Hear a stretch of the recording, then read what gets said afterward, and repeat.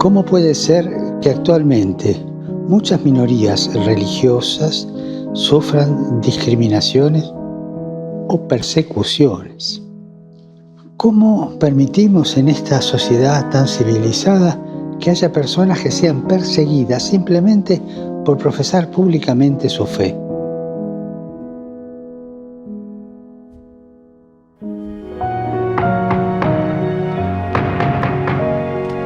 No solo es inaceptable, es inhumano, es una locura.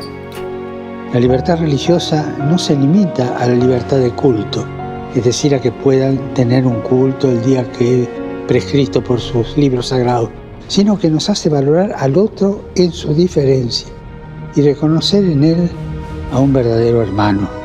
Como seres humanos tenemos tantas cosas en común que podamos convivir acogiendo las diferencias con la alegría de ser hermanos.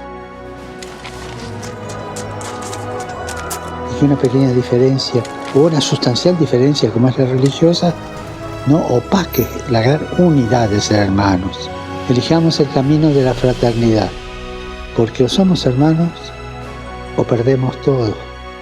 Recemos para que las personas que sufren discriminación, que sufren persecución religiosa, encuentren en las sociedades en las que viven el reconocimiento y la dignidad que proviene de ser hermanos y hermanas.